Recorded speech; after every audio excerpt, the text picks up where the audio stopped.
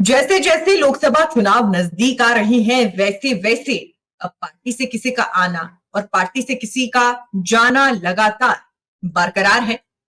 अब धीरे धीरे नेता अपनी सहूलियत के मुताबिक पार्टी भी बदल रही हैं, यहां तक कि पार्टियां गठबंधन भी बदल रही हैं। फिलहाल राष्ट्रीय लोकदल यानी कि आरएलडी के नेता जयंत चौधरी के भारतीय जनता पार्टी में शामिल होने की एक चर्चा शुरू हुई है।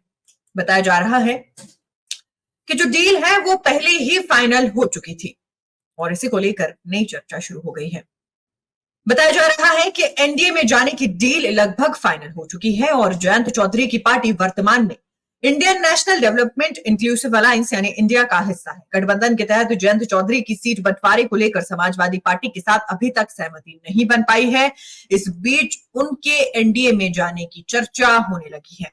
अब ये डील फाइनल होती दिख रही है। रिपोर्ट्स की ये माने तो भाजपा ने जयंत चौधरी को अपने पाले में लाने के लिए कोई तगड़ा ऑफर दे दिया है। एक रिपोर्ट के मुताबिक पार्टी के अंदरूनी सूत्रों के हवाले से यह कहा गया है कि भाजपा आरएलडी को 4 लोकसभा सीटों की पेशकश कर रही है। इसके अलावा एक केंद्रीय मंत्रालय और 2 राज्य मंत्रालयों का ऑफर भी दिया गया है।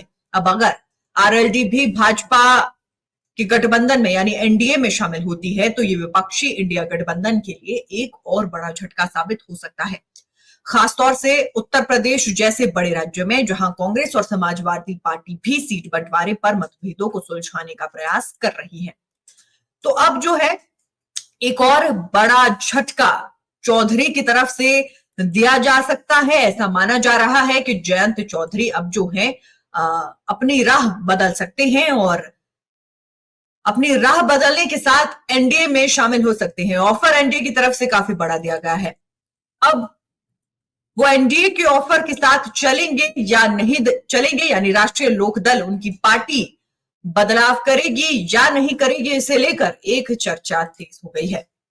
आपको यह भी बता दें कि रिपोर्ट्स के मुताबिक राष्ट्रीय जनता दल के एक वरिष्ठ नेता ने कहा है कि हमारे और भाजपा के बीच चीजें लगभग तय है, शायद 1 या 2 दिन में औपचारिक घोषणा हो सकती है। आरएलडी के नेता ने सीट बंटवारे को लेकर भी बताया। उन्होंने कहा कि भाजपा ने आरएलडी को 4 लोकसभा सीटें ऑफर की हैं। इसके अलावा एक केंद्रीय मंत्री और 2 राज्य मंत्री के पद की पेशकश है। नेता ने कहा कि कुछ सीटों पर दिक्कतें आ रही हैं, उन पर अभी बात चल रही है। उन्होंने कहा वो हमें सीटें देने से इनकार कर रही हैं, उनमें से एक सीट मुजफ्फरनगर है, उस पर भी काम किया जाएगा। और गौर करने लायक बात यह है कि केंद्रीय मंत्री संजीव बलियान 2014 में मुजफ्फरपुर सीट से लोकसभा सांसद हैं। जयंत चौधरी ने राजग के साथ जाने की अटकलों के बीच समाजवादी पार्टी यानी सपा के महासचिव शिवपाल सिंह यादव से इसे भाजपा की ओर से फैलाया गया भ्रम करार दिया है। उन्होंने कहा कि चौधरी इंडिया गठबंधन का हिस्सा बने रहेंगे। समाजवादी पार्टी प्रमुख अखिलेश यादव ने भी यही बात कही है। अखिलेश यादव ने कहा है कि उन्हें उम्मीद है कि जयंत चौधरी उत्तर प्रदेश की खुशहाली के लिए चल रहे संघर्ष को कमजोर नहीं करेंगे। लेकिन अब खुद भाजपा सूत्र भी जयंत के साथ बातचीत की पुष्टि कर रहे हैं। रिपोर्ट्स के मुताबिक बीजेपी के एक वरिष्ठ नेता ने कहा है कि हमारी पार्टी जयंत चौधरी का बागपत, मथुरा, हाथरस और अमरोहा की पेशकश कर रही है। पार्टी नेतृत्व ने उन्हें मुजफ्फरनगर और किराना देने से इनकार कर दिया है। हम बिजनौर और सहारनपुर की भी पेशकश कर रहे हैं।